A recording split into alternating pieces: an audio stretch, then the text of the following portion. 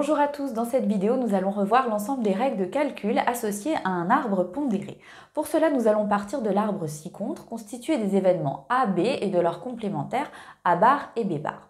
Alors tout d'abord, avant de commencer, revenons sur quelques points de vocabulaire. Dans un arbre, il faut bien distinguer branche et chemin. Donc un chemin est la constitution de plusieurs branches qui se suivent. Cet arbre par exemple est constitué de 6 branches mais de 4 chemins.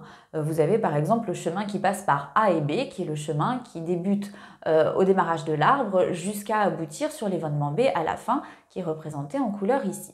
Ensuite, vous aurez la notion de nœud dans un arbre. Alors un nœud, c'est le point de départ de plusieurs branches. Et c'est très important parce que la première règle à connaître dans un arbre pondéré, c'est que la somme des probabilités qui sont inscrites sur les branches issues d'un même nœud doit toujours être égale à 1. Alors, ce qui vous permet déjà dans certains exercices de compléter vos arbres, mais aussi de vérifier que vous n'avez rien oublié quand vous avez dénombré l'ensemble des issues possibles d'une expérience par exemple.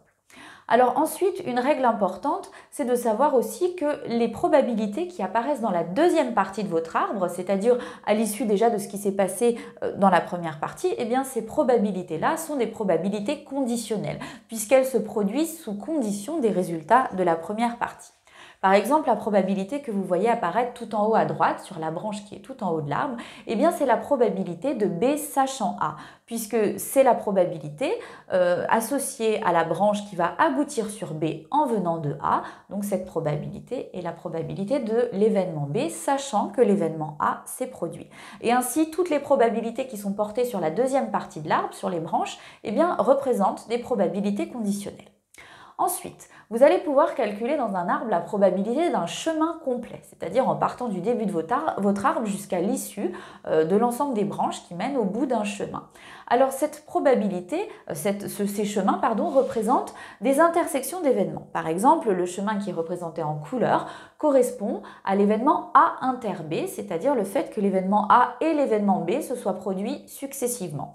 Et bien pour calculer la probabilité de cet événement, nous allons tout simplement effectuer le produit des probabilités qui se situent sur les branches du chemin, à savoir ici que la probabilité de A inter B sera le produit de la probabilité de A, première probabilité rencontrée, par la probabilité de B sachant A, deuxième probabilité rencontrée. Alors puisqu'on sait maintenant calculer la probabilité d'un chemin, eh bien la question c'est comment calculer la probabilité de plusieurs chemins qui se réunissent, c'est-à-dire chercher la probabilité d'un événement qui pourrait s'obtenir à l'aide de plusieurs chemins de l'arbre. Alors on va prendre par exemple ici la recherche de la probabilité de l'événement B. L'événement B ici étant obtenu en passant par les chemins A et B ou le chemin A bar et B. Donc au passage, il s'agit ici en fait d'utiliser ce qu'on appelle la formule des probabilités totales pour calculer la probabilité de l'événement B. Eh bien on va tout simplement calculer séparément la probabilité du chemin A inter B et de la probabilité du chemin A bar inter B et tout simplement ajouter ces deux probabilités afin d'obtenir la probabilité de l'événement B. Alors si on résume les règles de calcul, eh bien première chose, la somme des probabilités de toutes les branches issues d'un même nœud doit être égale à 1. Ensuite, la probabilité d'un chemin est égale au produit des probabilités qui apparaissent sur les branches constituant ce chemin.